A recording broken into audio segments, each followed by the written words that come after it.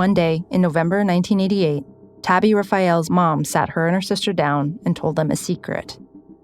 They had a promise not to tell anyone, not even their closest school friends. Tabby broke down and sobbed. The next day, she went to school despondent. At the end of the day, she gave some of her favorite pencils and erasers to her friends, hugged them a little tighter than normal, then went home. When she arrived, her mother was setting the table for dinner. And I said, "Mom, what are you doing?" She said, "I'm setting it so that anybody who's walking outside will know that we're expecting guests tomorrow." I said, "We're leaving the country tomorrow." She said, "Yes, I know, but we have to keep up the act." Tabby was 6, and she spent her whole life in Iran, an Islamic theocracy ruled without mercy by the Ayatollah Khomeini. Her family is Jewish, and Jews are a persecuted minority in Iran. She and her sister were forced to wear hijabs and shout "Death to Israel" every day at their school. At the time, Iran was also at war with Iraq. Missile strikes were common where she lived in Tehran.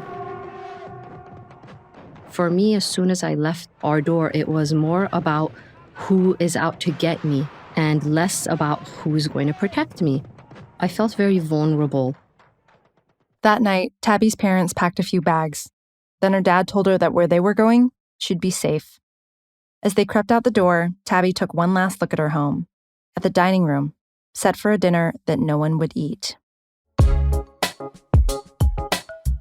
This is Home Made, an original podcast by Rocket Mortgage about the meaning of homes and what we can learn about ourselves in them. I'm Stephanie Foo.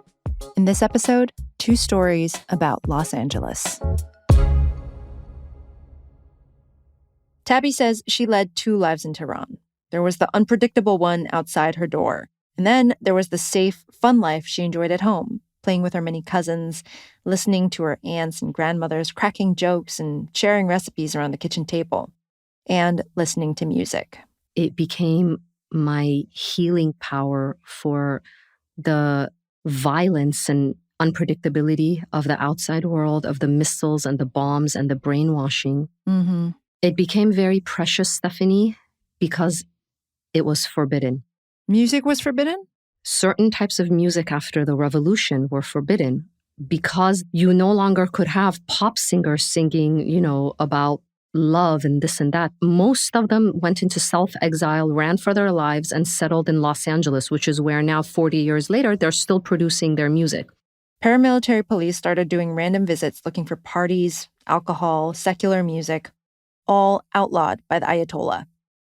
To get around the music ban, people burned CDs and had their kids smuggle them in their school bags. If someone brought home a cassette tape, everyone sat down and listened. In Tehran, Tabby's favorite singer was Hayedeh. For me, she was the Aretha Franklin of Iran. She sang this song in Persian. It's called Shab-e-Ishq, which means the night of love. She said, Hamin en shabo darim. Hug your loved ones because, we don't know if we'll be around tomorrow. This was my anthem during the Iran-Iraq war. And then her mother told Tabby that they were fleeing to America. America is what Iranians call America. Life would be different there. Tabby and her family arrived in Los Angeles as refugees, and they moved into its richest area, Beverly Hills, 90210. Big mansions, fancy cars, and movie stars. But Tabby lived a little outside of the gated community, in a part of the neighborhood jokingly referred to as the slums of Beverly Hills. They weren't actual slums. Tabby lived in a middle-class apartment building full of people like her. Iranian Jews, other persecuted Jews from Russia, Indians, and other immigrants and refugees who got lucky placements. Tabby's dad got a job at a chemical plant. Her mother worked as a secretary. And on weekends, they drove around, soaking up the sun and palm trees. Nobody made her shout "Death to Israel" here. Tabby says she started to relax. But she missed her close friends back in Iran, so it didn't help that she couldn't fit in at school.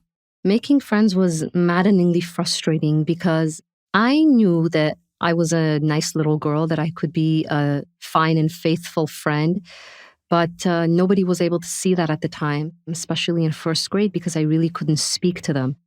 They made fun of my mother's accent. They certainly made fun of the fantastically stinky foods that I brought for lunch. But she reminded herself, at least it was safe here.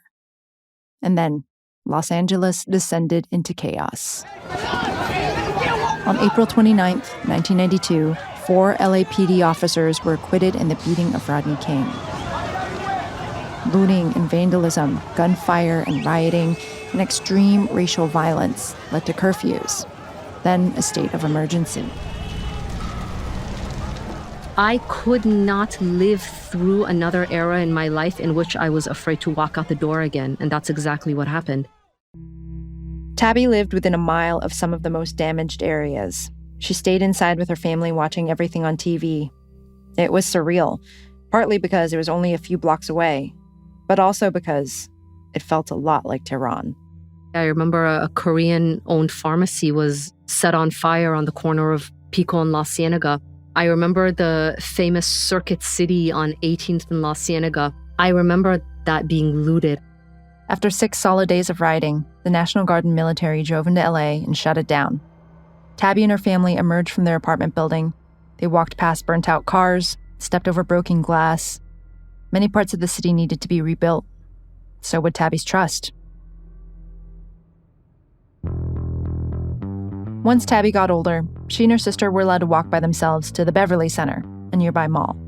On one of these visits, they discovered Sam Goody, an iconic LA record store. Everyone went to Sam Goody to buy music. Tabby says it was the coolest place she'd ever been. Wall-to-wall CDs, rock posters everywhere, and a listening station with headphones to sample albums for free. This was important because Tabby had no money and no CD player at home. One of the first bands Tabby discovered was the Red Hot Chili Peppers. They had recently released their biggest album, Blood Sugar Sex Magic, and the band members grew up in LA. There was something about the lead singer, Anthony Kiedis, that appealed to Tabby. Given that I had my own childhood pains, I understood that he had endured something very painful. I was too young to know about, his drug addictions and struggles. But I understood, and I think I naturally gravitated toward that. There was one Chili Pepper song that Tabby really liked. Under the Bridge. The beginning of Under the Bridge, in which Kiedis is singing, sometimes I feel like I don't have a partner, sometimes I feel like I don't have a friend. That was the soundtrack of my early years in America. There was a video for Under the Bridge, too. The camera follows Kiedis walking through a less polished side of LA. The same exact places that Tabby walked, like down Santee Alley, a shabby outdoor mall her mom took her to, shopping for $3 t-shirts. Under the Bridge particularly was the first time that, for me anyway, someone had connected being an Angelino with having pain and having the city as a source of comfort. It's hard to believe there's nobody out there. It's hard to believe that I'm all alone. At least I have her love, the city, she loves me. Lonely as I am, together we cry. And in the chorus where he starts singing, I don't ever want to feel like I felt that day, it brought me right back to that April day in 92 when news of the Rodney King riots broke out. For Tabby, Under the Bridge portrayed the kind of relationship she yearned to have with somebody, anybody. In this case, Kiedis was describing a relationship not with a person, but with his hometown. If Los Angeles had opened her arms to Anthony Kiedis, maybe it would open her arms to a little refugee girl who was really struggling to find her home. And to fit in with other American kids. But that was a song. Third grade was another story. One day in class, she dropped a pencil. A boy next to her offered to pick it up. And when he came up, I don't think he meant to hurt me. He truly was bewildered. And so he asked loudly in front of everyone the worst words that anyone could have uttered to me as I struggled to make friends and be less quote-unquote foreign. Why are your legs so hairy? And I just wanted to die. Later that day, Tabby's family went to McDonald's, the kind with those little kiddie playgrounds. Tabby remembers everyone eating their Filet-O-Fish sandwiches, and she went into the playground and sat under a small plastic bridge. And I suddenly found myself talking to the city, sitting under that little yellow and red kiddie bridge. The truth is, all the city can do is really listen to you. But as Kita said, maybe she'll send you a windy kiss on your cheek. In the months following, Tabby kept going to Sam Goody. She listened to a lot of music. And then her dad relented and got MTV. Total game changer. Snoop Dogg, Salt and Peppa, Lauryn Hill, Aaliyah, Tupac. After homework and chores, Tabby stood in front of the TV, mimicking the raps and copying the dance moves. So when she went to school, she knew the lyrics and she could rap for the other kids. American pop music ended up saving me. It redeemed me. Because by the time I made it to 6th grade, I was an encyclopedia of modern music. And suddenly I found myself popular. From there, Tabby made lifelong friends with other superfans. Her 2 best friends from middle school walked down the aisle at her wedding. And now Tabby has her own kids. She works as a journalist. During the pandemic, like for most people, Tabby's life was stressful. She and her husband worked from home. The kids did homeschool. And they couldn't see family for months. But Tabby still took the odd moment to herself, in the car, sometimes in a closet, to blast the Chili Peppers. Tabby's story was all about coming to love LA. In the next story, a 60-year-old man wrestles with leaving it. About 20 years ago, Ted Nelson sat on the balcony of his beautiful apartment in San Pedro. He gazed out at the ocean below him, and he watched as ships sailed past to and from the nearby port of Los Angeles. It was a spectacular view, the kind you pay good money for. But he was 60 and lived alone. No partner. Ted was lonely.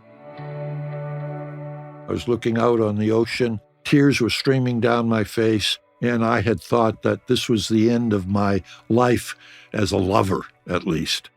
So it was a very sad moment. Other parts of his life were good.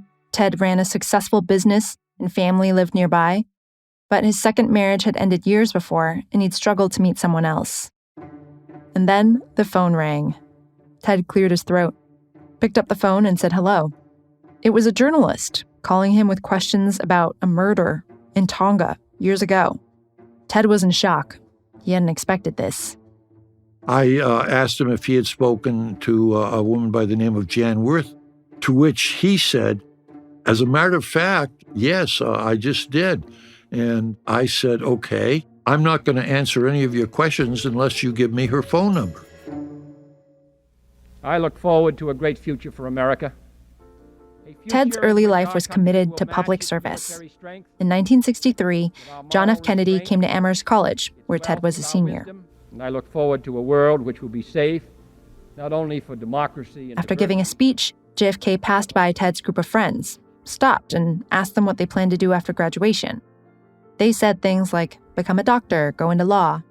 And then Kennedy said, no, you're not. You're all going to join the Peace Corps. To that, we laughed in his face. I didn't even know what the Peace Corps was at that time. JFK established the Peace Corps to provide social and economic assistance to poor countries and communities. Things like access to education, public health infrastructure, agriculture. It was volunteer-led and synonymous with American idealism. 3 weeks after that encounter with the president, JFK was killed in Dallas. Ted was shaken, and the first thing he did was sign up for the Peace Corps. They sent him to a small village in Turkey that was dealing with a deadly water crisis. He worked with local villagers and other volunteers to divert contaminated local springs away from the town's water supply. The most important thing I learned was the need to support one another. In a small village like that, if you don't have support, you die. Everybody needs help. Public service with other like-minded people clicked for Ted, and he stuck around the Peace Corps. It eventually took him to Tonga, a Polynesian kingdom in the South Pacific. Because he had a degree in psychology, Ted was sent to facilitate grief counseling for the volunteers there. There had just been a murder. One volunteer killed another. On New Year's Eve, back then, all foreigners were required by law to appear at the king's palace to shake the king's hand and be officially welcomed to Tonga. Standing in line to do that, he heard what he says was the most beautiful voice he had ever heard. He turned around and saw a volunteer, Jan Worth. And what was her impression on you? Well, her impression was, oh my God, instant attraction. I couldn't believe it. I was gobsmacked with her, and we talked for a while, and that's how I got to know her. Ted and Jan connected immediately. It was an intense affair, but then their assignments in Tonga were over, and they returned to America, separately. But Ted never forgot about Jan. After leaving the Peace Corps, Ted came back to America and continued a life of public service. He worked on anti-poverty and anti-racism campaigns. He started a short-lived urban commune, and then he moved to LA to help operate a methadone clinic at a suicide prevention center. All of this was really rewarding, but years of community service had left Ted pretty broke and really burnt out. So when the chance to make some money came along, he took it. He fell into business on Hollywood Boulevard selling what he calls male victory trophies, basically souvenirs that kind of look like that statue of a golden guy that actors get at a very big award show, except these said best mom or best uncle. Ted says he loved working on Hollywood Boulevard, surrounded by people visiting from all over the world. He also made a lot of money. During those years that you were a businessman, did you sort of think with nostalgia often about your organizing times? Well, there's an esprit de corps about having a very positive and profound belief in the American spirit and the American dream. And so it was frustrating being out of it. Ted also thought with nostalgia about something else. As his marriages fell apart one after another, he became lonelier and lonelier and wondered more and more about Jan, the woman he met in Tonga. Whatever happened to her? And then, at a low moment in his life, the journalist called. The journalist wouldn't give out Jan's number. Instead, he gave Ted's number to Jan. So, what possessed you to immediately make contact with Jan? Like, what was it about you or your time in life, whatever, that made you think, this is the right time? Listen, when you're 60 and you have no one that you love at that point in time and you get another chance at it, it's whoopee time. Whoopee time started when Jan called Ted soon after she got his number. It's a cliche, but Ted says it was as if he and Jan just picked up from where they'd left off in Tonga, like no time had passed. They talked by phone all the time, but as close as they quickly became, they had a slight problem: distance. Where did she live? She lived in Flint, Michigan. LA has its detractors, but Flint is often held up as the symbol of the decline of the American dream. In the 50s, Flint was a boomtown thanks to the automotive industry. But in the 80s, the city was devastated by a series of plant closures, which led to economic and social collapse. Everybody that heard that I was dating someone in Flint would say, my God, why would you want to go to that crime-ridden place? At first, he didn't. Ted and Jan kept talking over the phone for 6 months, but they didn't meet because Jan was in the middle of a divorce. When it was finalized, Ted hopped on a plane to Flint. Jan was everything he expected, but Flint was not. Actually, as an LA person, I was delighted with the traffic here. I mean, they have traffic, but it's not rush hour, it's rush minute. He says there's more to Flint than the one-dimensional view you may see in the media. He thought there were lovely neighborhoods, restaurants, museums, lots of concerts and free music. And Jan had a lot of friends, interesting people from the academic world. She was a professor at the University of Michigan at Flint. I started meeting them and realized that there was a whole social component to my personality. When Jan came to visit Ted in LA, he realized how few friends he had, just business associates, really. He couldn't offer Jan the same kind of social circle she showed him in Flint. Over the next several years, the couple flew back and forth. Eventually, the commuting got old, so Ted made a decision. In a way, I felt a little bit bad about leaving the family, but this is where I have my friends, this is where I have my wife, this is where I have my home. The thing Ted wanted the most, sitting on his balcony in San Pedro, had come true: to live out his days in a meaningful relationship. But then, he got something more. Jan took on a side project, editing a community paper called the East Village magazine. Ted jumped on board as the publisher. It was something fun to do as a couple. But then in 2014, the city of Flint changed water supplies from the Detroit water system to the Flint River. Right away, the water quality changed. It smelled and tasted bad. It was a weird color. People experienced skin rashes and hair loss. They became sick. And experts raised serious concerns about the health risks for children. They also found that aging pipes were leaching lead into the water supply. But the issue remained unresolved for a long time. Fresh clean water! Fresh clean water! We now know the horror of poison running through our taps. And we're dying. People have died from this damn water. And so as a news magazine, we started reporting on it and started getting information on it. And all of a sudden, it blew up into, we were poisoned by our own government. Anything at all to cover up health harm from lead in drinking water. The Flint water crisis eventually became international news, but for quite a while, it was mainly just a local story, and there wasn't a lot of local media to report on it. The East Village magazine solicited reporting from Flint residents, kind of a citizen journalism, while reporters covered city council. There were editorials and helpful guides for residents. And here was Ted, coming back full circle from his Peace Corps days in Turkey. Back then, he took an active part in diverting poison springs from the village's water supply. Now, in his 70s, he wasn't quite as involved, but Ted did his part. He supported efforts both at the magazine and in the community where he could. He made sure ads got sold, hosted out-of-town journalists who came to report on the crisis, and made sure neighbors in affected areas had enough food and bottled water. It basically all the kinds of things that friends do for each other when there is trouble. It sounds like a real tight-knit community there. Very tight-knit. And I believe, really, even though this is Flint, Michigan, that I am living and my wife are living the American dream.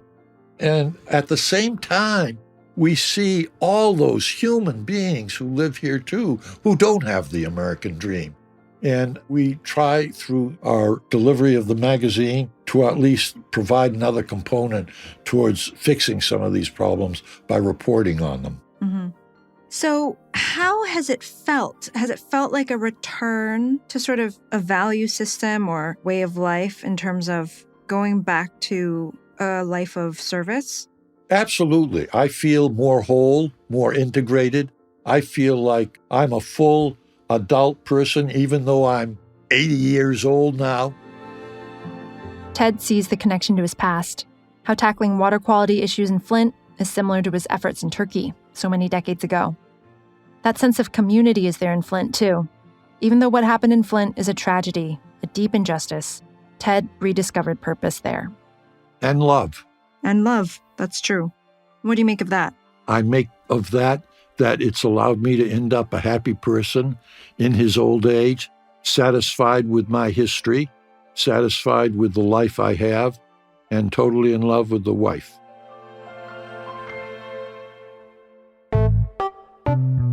You've been listening to Homemade by Rocket Mortgage.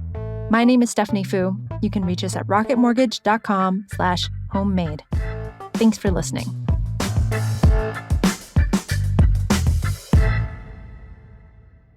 Equal housing lender, licensed in all 50 states.